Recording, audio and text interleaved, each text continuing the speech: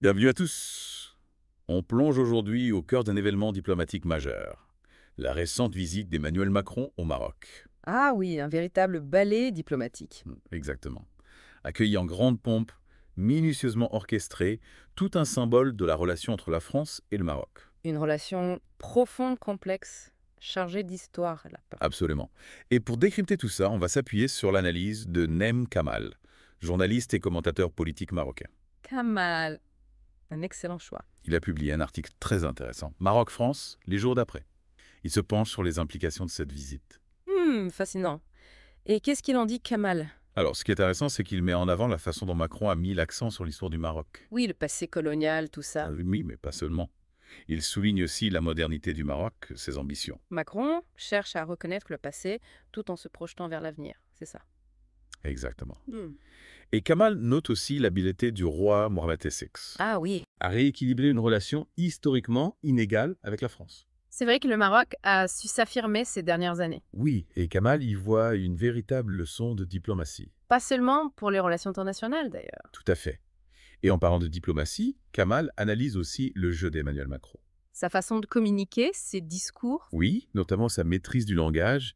Kamal dit que c'est à la fois sa force et sa faiblesse. Intéressant. Il a ce talent pour charmer, persuader. Un peu comme lors de son élection en 2017. Exactement. Ah.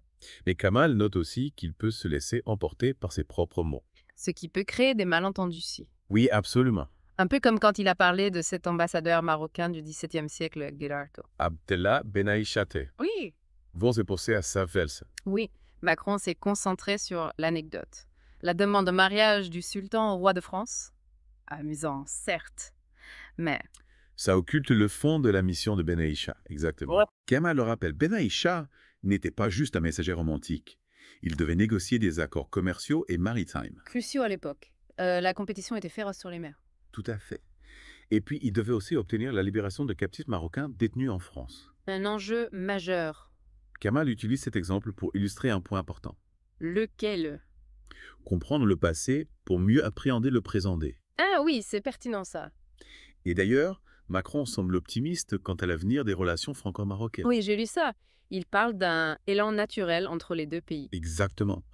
Mais Kamal tempère cet optimisme, non ça? Oui, il se demande si la France peut réellement embrasser une nouvelle relation, compte tenu de ses tendances, disons. Économique et politique. Marriage. Voilà. Hmm. C'est une question qu'on peut se poser. Tout à fait. Et puis, il faut tenir compte des réactions à cette visite. Des deux côtés de la Méditerranée. Oui, Kamal critique la fixation de certains en France sur la réaction négative de l'Algérie. Il appelle à plus de nuances. Oui, à une analyse qui prenne en compte les complexités du conflit maroco-algérien. Et puis, il y a eu des critiques au Maroc aussi, notamment sur la déclaration de Macron concernant le Hamas, Ah oui, c'est vrai. ce qui montre bien que la visite n'a pas fait l'unanimité. Malgré le succès apparent. Exactement. Et Kamal insiste sur un point, la valeur du Maroc pour la France. Elle ne se limite pas aux accords financiers. Non, bien au-delà. C'est un partenaire stratégique à part entière. Tout à fait. Et la lettre de Macron au roi du Maroc, on en parle. Ah oui, un élément central de la visite. Un véritable tournant la forme. Macron inscrit l'avenir du Sahara dans le cadre de la souveraineté marocaine. Un geste fort, oui. Mais Kamal pointe quelques zones d'ombre. Lesquelles? Il s'interroge sur la représentation du territoire marocain sur le site du Quai d'Orsay. Toujours ces nuances. Oui, comme si certaines choses n'étaient pas encore totalement réglées. La relation franco-marocaine est décidément complexe. C'est ce qui la rend fascinante. Et l'analyse de Kamal nous aide à mieux comprendre tout ça. Oui, on commence à y voir plus clair. Mais dites-moi, qu'est-ce qui vous a le plus marqué dans cette première partie de notre analyse? Ce qui me frappe, c'est la volonté du Maroc de s'affirmer comme un acteur majeur, capable de négocier d'égal à égal avec la France, tout en gardant un œil critique. Oui, c'est impressionnant. Et la France, elle cherche aussi à redéfinir sa place. Dans un monde qui change, oui. Et la relation avec le Maroc devient un élément clé de cette réflexion. D'autant plus que le Maroc joue un rôle croissant en Afrique, Et la France a tout intérêt à s'appuyer sur ce partenaire. pour renforcer sa présence sur le continent, Un jeu d'influence complexe, n'est-ce pas? avec des enjeux énormes. Économique, politique, culturel. Et on ne peut pas ignorer la question du Sahara occidental. Ah non, ça reste un point sensible.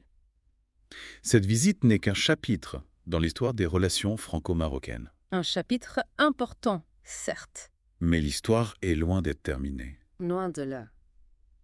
Il reste beaucoup de choses à construire, à négocier, à réinventer. Et c'est ce qu'on va explorer dans la suite de notre plongée là-bas. Alors, sans plus attendre. Plongeons là-bas. Alors, on rentre dans le concret, Yada. Carrément. On a vu le contexte général, maintenant on zoome dans Zova. Exactement. Kamal, il met le doigt sur un truc important là. La visite, elle a débouché sur des accords financiers. Ah oui, on parle de sommes importantes. 10 milliards d'euros. C'est énorme. Oui, mais Kamal, il nous dit attention, on ne peut pas se limiter à une vision purement économique. Bien sûr. Le Maroc, sa valeur pour la France, elle va au-delà de l'argent, des chiffres. Exactement, c'est un partenariat stratégique, sur le long terme. Des valeurs communes, des intérêts partagés. Une vision pour l'avenir. Et ça se traduit comment, concrètement, tôt? Coopération renforcée. Éducation, culture. Technologie, sécurité. Tout ça. Kamal, il insiste là-dessus, c'est important pour une relation solide. Au-delà du papier, des accords. La confiance, c'est ça qui compte. Et la confiance, ça se construit. Projet commun, échange. Comprendre les aspirations de chacun. Investir dans l'avenir. C'est ça la clé. Mais attention, hein. Kamal, il n'oublie pas les défis. Oui, des défis, il y en a. Le Sahara occidental, par exemple. oui, sujet sensible. La France, elle est claire sur la souveraineté marocaine. Mais Les zones d'ombre persistent. c'est ça. Kamal, il s'interroge. La représentation du territoire marocain sur le site du Quai d'Orsay. Un détail qui est... Pas si sûr. Ça montre que la France, elle doit encore clarifier certaines choses. Et l'Algérie, dans tout ça, on en parle, échec. Ah oui, l'Algérie. Kamal, il regrette. Certains en France, ils se focalisent sur la réaction d'Alger. Plutôt que de s'intéresser au fond du problème. Oui, il appelle à plus de nuances. Comprendre la complexité du conflit maroco-algérien. Essentiel pour la stabilité de la région. On est d'accord.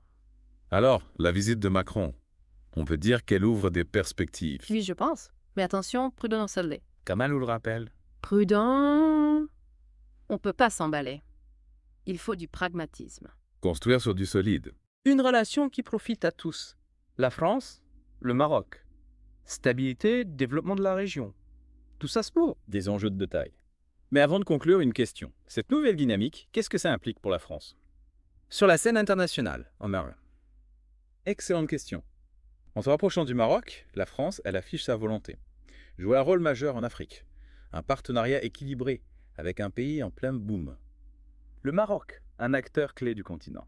Économie, politique. Son influence, elle grandit. Sur la scène internationale. Exactement. La France, en s'alliant au Maroc, elle se donne les moyens.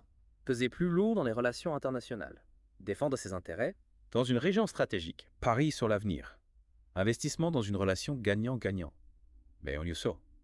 On sent des interrogations, des inquiétudes. Oui, la France, trop dépendante du Maroc, sacrifie ses relations avec l'Algérie. Kamal, il relativise. Les relations internationales, c'est complexe. Il faut du dialogue, de la coopération. Comprendre les enjeux géopolitiques, la France, elle doit naviguer avec finesse, s'appuyer sur ses partenaires, le Maroc. Garder ses propres intérêts en tête, ses valeurs. Exercice d'équilibriste. Finesse, lucidité. Tout à fait. C'est tout l'enjeu de ce rapprochement franco-marocain. On a exploré pas mal d'aspects. Finalement, l'analyse de Kamal, qu'est-ce qu'elle nous apprend ou non? Oui, Kamal, il nous donne des clés pour comprendre cette relation franco-marocaine. Mais au final, on peut se demander quel est l'impact réel de cette visite. A-t-elle vraiment changé la donne?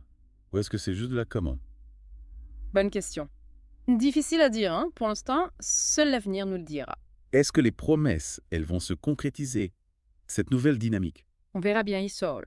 En tout cas, la visite, elle a suscité des espoirs. Oui, des espoirs, mais aussi des inquiétudes. C'est vrai. On sent une volonté d'approfondir la relation. Mais il y a des obstacles. Kamal, il en parle. Certains aspects de la politique française. Les fameux tropismes, Exactement. Les tropismes économiques. ils pourraient freiner l'élan vers une relation plus équilibrée. C'est ça. La France, elle a encore du mal à voir le Maroc comme un vrai partenaire. Et puis il y a le Sahara occidental. Ah oui, toujours ce point de flexion. Macron, il a été clair. Sur la souveraineté marocaine. Mais Kamal, il s'interroge sur la cohérence entre les déclarations et la position officielle de la France. Il pointe du doigt le site du Quai d'Orsay. La représentation du territoire marocain. Elle reste ambiguë. C'est ça. C'est un détail, peut-être. Mais ça montre qu'il y a encore du travail. Clarifier les choses. Exactement. Malgré ces zones d'ombre, on peut pas nier que la visite a marqué une étape. Oui, une étape importante dans les relations franco-marocaines. On sent un nouvel élan. Un désir de construire quelque chose de solide. Un partenariat durable, qui va au-delà de l'aspect financier. bien sûr. L'éducation, la culture, la technologie, La sécurité. tout ça, c'est la force de ce rapprochement. Une coopération dans plein de domaines. Absolument. La France et le Maroc, ils ont tout intérêt à développer une relation. Plus équilibré. Oui, fondée sur le respect, la confiance. Finalement, Kamal, il nous invite à quoi? Pas l'optimisme, Oui, mais aussi. à la prudence. Il y a des raisons d'y croire. En l'avenir de cette relation. Franco-marocaine. Mais il ne faut pas oublier les défis. Restez lucide. Pragmatique. Gardez en tête l'importance de ce partenariat. Voilà qui conclut notre plongée au cœur de la relation franco-marocaine. Merci à Naim Kamal pour son analyse. Et merci à vous de nous avoir suivis. N'oubliez pas, à l'analyse de Kamal, c'est un point de départ. À vous de continuer la réflexion foot. Se forger sa propre opinion sur cette relation complexe, fascinante. On se retrouve bientôt pour une nouvelle exploration. Au revoir. À bientôt.